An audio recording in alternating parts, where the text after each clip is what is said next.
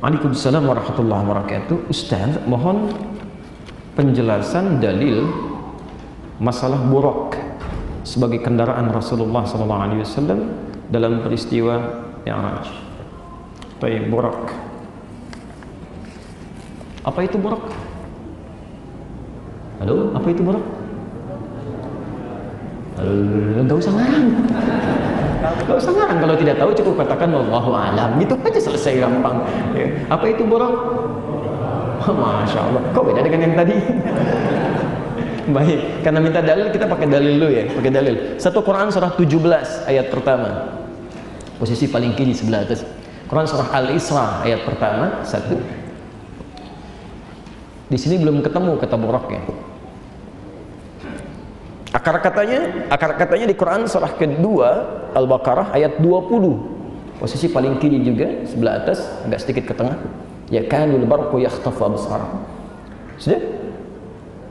Kemudian hadisnya, penjelasan jenis buraqnya di Al-Bukhari nomor hadis 3207, 3207. 3207. Ya. Berdoa dulu sama Allah ya, kalau mau nulis sesuatu, belajar sesuatu, minta supaya Anda diberikan ingatan yang kuat, bisa paham, bisa menyerap dengan baik, sehingga mudah untuk diamalkan. Ya, jangan cuma asal tulis, supaya nanti Allah bimbing saat dibutuhkan bisa muncul. Ya, tadi masih ingat nggak hadis tentang sholat hajat, berapa nomor hadisnya? 1384, ya kan? Yang benarnya, yang sahihnya 1385. Beda 2 nomor sama plat mobil di depan tuh sebelah kiri, 1387 FB sebelah situ tuh. Baik. Muslim, hadis Muslim nomor hadis 164.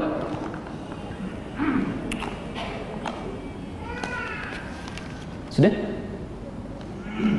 Bismillah, kita jawab sekarang dengan dalilnya. Pertama kita ambil Al-Quran dulu tentang peristiwa buraq, yang mesti ada peristiwa dulu. Kalau nggak ada peristiwa, bagaimana bisa muncul buraq, gitu kan? Baik. Quran surah ke-17 Al-Isra ayat pertama. Bismillahirrahmanirrahim. Subhanalladzi asra bi'abdihi layla. Awas poinnya, layla minal masjidil haram ilal masjidil aqsa alladzi barakna hawlahu linuriyahu min ayatina innahu huwas sami'ul basir. Baik. Subhan. Fokus pada kalimat ini, subhan. Jika Anda temukan kalimat subhan dalam bahasa Arab, terkhusus dalam Al-Quran apalagi hadis, ini artinya kalimat yang dimunculkan, dihadirkan untuk menolak anggapan yang bertentangan dengan keagungan dan sifat Allah Subhanahu wa ta'ala. Jadi kalau ada orang-orang yang mengeluarkan kalimat yang tidak sesuai isinya dengan keagungan dan sifat Allah, maka Anda ucapkan subhanallah. Sebaliknya, jika ada kalimat-kalimat yang keluar karena ada sesuatu yang menghadirkan keindahan, takjub, ya, luar biasa, itu ucapkan Masya Allah. Jangan ditukar. Masya Allah. Ya. Quran surah ke-18 ya, dari ayat 33 sampai 35 itu posisi paling kiri di pertengahan. Ya. Walaula idh dakhalta jannataka qulta Masya Allah la quwwata illa billah. Ya. Kalaulah Anda masuk ke kebun Anda yang rindang, yang tumbuhannya bagus-bagus, itu ucapkan Masya Allah, jangan sombong. Itu dialog antara seorang teman yang rendah hati dengan kawannya yang kaya tapi sombong. Ya, dia masuk ke kebunnya, dia katakan, nih punya saya nih kebun, kan? Dan hebat daripada kamu belum punya apa-apa, ayo usaha dong seperti saya. Maka temannya meluruskan, yang terbaik ketika kamu masuk, syukuri, ucapkan Masya Allah la quwwata illa billah. Kamu nggak bisa begitu karena Allah tidak menetapkan itu terjadi. Itu yang tepat ya. Jadi kalau ada sesuatu yang bagus-bagus, yang indah, ucapan apa? Masya Allah. Ma di situ itu berarti takjub, ma takjub, dan berarti kalimat doa. Jadi kalau Anda datang ke puncak misal, melihat indah terbentang, Anda ucapkan Masya Allah, itu artinya, ya Allah, saya kagum dengan keindahan yang telah Engkau tetapkan ini, dan mohon jadikan setiap saya kesini selalu indah seperti ini. Awas jangan salah tempat ya. Bapak ibu punya anak, sulit diatur, wah membantah terus-terusan, anaknya masih kecil kan, apa yang diucapkan? Masya Allah, dia sungguh indah kenakalan ini, kalau bisa teruskan ya Allah. Ya, sesuatu kadang tidak menempat di sini. Baik ya. Sebaliknya kalau subhanallah itu lain. Ada orang berkata, maaf, Ada orang berkata Allah punya anak ya. Ya, turun jawaban subhana. Quran surah kedua ayat 116, posisi paling kiri di pertengahan. Wa qalu ittakhadallahu walada. Mereka berkata Allah punya anak. Subhana. Itu tidak benar. Tidak benar. Nah, dalam peristiwa Isra ini, kenapa dimulai dengan kalimat subhana? Karena ini peristiwa iman yang hanya bisa diyakini dengan iman kita, yang belum bisa ditangkap oleh akal. Sehingga ketika disampaikan oleh Rasulullah SAW, terjadi peristiwa itu cuma semalam. Perjalanan dari Masjidil Haram ke Masjidil Aqsa di Palestina. Ya, sekarang saja menggunakan pesawat itu kan, bisa dalam beberapa jam. Kalau menggunakan bis, ya 1 malam 2 hari kan. Pada saat itu nggak ada pesawat, nggak ada bis, yang memungkinkan pakai unta. Orang pahamnya beberapa bulan sampai jalan. Begitu disampaikan, saya di atas Jabal Qubais. Jabal Qubais itu sekarang yang ada istana raja di atasnya. Jadi dari Zam-Zam itu kalau anda ke depan masuk, sebelah kanannya langsung ada bukit, di atasnya ada istana raja. Itu Jabal Qubais. Rasulullah SAW naik ke atas Jabal Qubais menyampaikan, saya tadi malam diisrakan oleh Allah. Isra itu diperjalankan pada malam hari dari Masjidil Haram di sini ke Masjidil Aqsa di Palestina. Cuman semalam. Maka orang mulai meragukan di situ. Yang paling senang Abu Jahal. Yang paling senang Abu Jahal. Ini kesempatan untuk menusuk Muhammad SAW. Maka disampaikan, nah terbuktikan sekarang Muhammad itu bagaimana selama ini, maaf, mengibuli kita semua. Gak mungkin itu bisa terjadi, ya saudara-saudara, macam-macam. Akhirnya yang tadinya ragu-ragu menjadi semakin ingkar pada Nabi, yang ingkar menjadi semakin marah pada Nabi, yang yakin pun menjadi ragu kepada Nabi SAW. Kata Abu Jahal, tinggal 1 orang lagi. Kalau 1 orang ini bisa sama menolak klaimnya Muhammad SAW, maka selesai dakwah Islam di kota Makkah ini. 1 orang itu bernama Abu Quhafah, dikenal dengan Abu Bakar. Maka disusullah kemudian ke ladangnya, ke pusat pertaniannya, dikejar kemudian oleh Abu Jahal, dibawa oleh orang ini. Ada apa? Ayo kamu pokoknya dengar aja. Begitu sampai ke tempatnya, kemudian dia katakan, Muhammad sampaikan lagi, ini Abu Bakar mau dengar. Begitu disampaikan oleh Rasulullah SAW, aku diisrakan tadi malam dari Masjidil Haram ke Masjidil Aqsa, cuma semalam tadi. Abu Jahal ketawa. Dengar kau Abu Bakar, bagaimana pendapatmu? Lihat kalimatnya. Sekalipun Muhammad SAW mengatakan bahwa di belakang bukit ini sekarang ada musuh dan itu tidak terjadi, tetap saya akan percaya pada perkataan Muhammad SAW. Orang yang yakin pada sesuatu yang kebanyakan orang mengingkarinya, itu disebut dengan Siddiq. Maka sejak itulah digelari dengan Abu Bakar As-Siddiq. Abu Bakar As-Siddiq. Saat orang mulai ragu, saat orang mulai ingkar, manusia inilah sahabat Nabi SAW yang membela Nabi di hadapan orang-orang yang telah melecehkan beliau. Kalaupun ada musuh di belakang saat ini dikatakan oleh Muhammad SAW akan menyerang dan tidak terbukti, saya tetap akan percaya pada Muhammad SAW. Bagaimana suasana iman dalam jiwanya? Karena itu kalau ada sesuatu yang belum paham tentang agama, jangan komentar dulu, yakini dulu, baru hikmah datang. Itu poinnya. Ya, yakini dulu, yakin baru hikmah datang. Apalagi nggak ada ilmu kemudian ikut berkomentar, bisa salah fatal nantinya. Bisa salah fatal. Ya. Dari sini teman-teman sekalian, maka turunlah ayat untuk menolak klaim orang-orang yang kemudian melecehkan Nabi, bahkan melecehkan Allah, bahkan menghina Allah. Maka turunlah surah Subhan. Itu tidak benar. Itu tidak tepat. Nah, jadi mohon maaf ya, mohon maaf.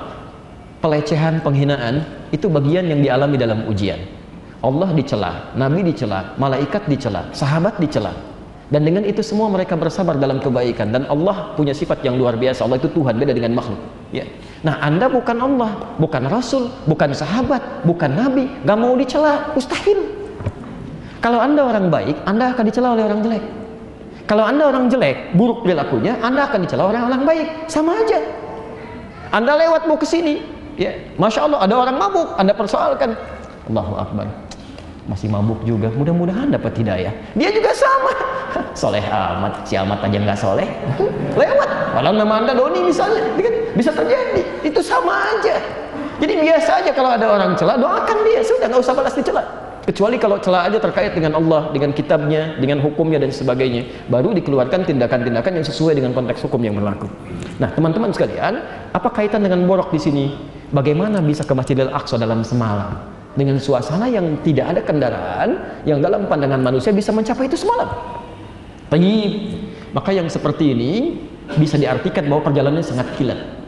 Dalam bahasa Arab sesuatu yang berlangsung kilat, itu ada kilat, kilat, kilat, kan cepat. Satu kilatan, satu kibatan, itu disebut dengan barqun namanya, kilatannya. Yaitu dalam bahasa Quran, kilat yang sekelebat itu, ya, ada cahaya sedikit disebut dengan barakun. Quran surah kedua Al-Baqarah ayat 20, posisi paling kiri di pertengahan, agak ke atas sedikit. Yakadul barqu yakhtafu absarahum. Hampir-hampir kilat itu menyambar penglihatan mereka. Saking perangnya cepat. Ya. Kalau kilat itu lambat atau cepat? Cepat. Nggak ada kilat slow motion. Balik lagi gitu. Nggak mungkin, pasti sekilat. Karena itu kalimatnya kilat. Ya. Ya, kilat. Kalau menjadi berita jadi kilas, sekilas info. Ya. Kalau peristiwa kilat, cepat. Tapi sesuatu yang kilat itu barakun. Barakun, cepat. Nah, kalau itu kemudian menjadi tunggangan yang dipraktekkan untuk mencapai satu tujuan tertentu dengan kilat cepat, maka berubah kalimatnya dari barakun menjadi borakun. Gak pakai borakun. Ya. Saya mau Anda paham dulu dari sisi bahasanya bagaimana, itu kan? Turunannya seperti apa, baru, dan itu bersumber pada dalil. Nah, buraq seperti apa yang digambarkan dalam peristiwa Isra ataupun Mi'raj itu? Maka kita dengar keterangan Nabi SAW. Ya, di hadis riwayat Al-Bukhari, nomor hadis 3207, ditemukan juga di hadis Muslim, nomor hadis 164. Ya, Al-Bukhari, sini Muslim.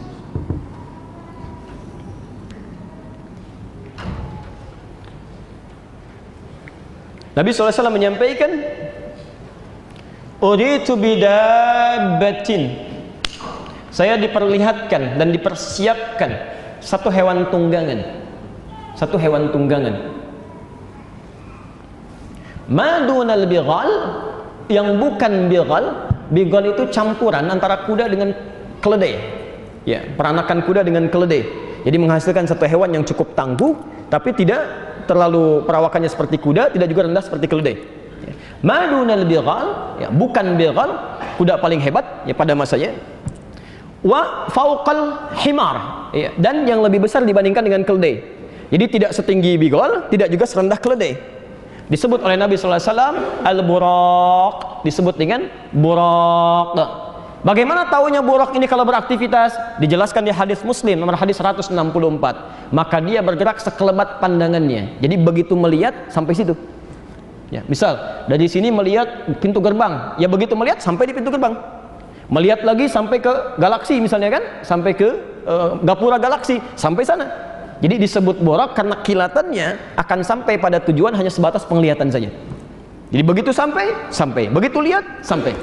Ya, itu yang disebut kan buraq. Dan itu perkara keimanan. Ya. Oh, masa sih? Nggak usah pakai masa. Kalau iman itu yakin dulu, baru hikmah datang. Ya, nanti melihatnya di akhirat akan ditampakkan pada kita, insya Allah.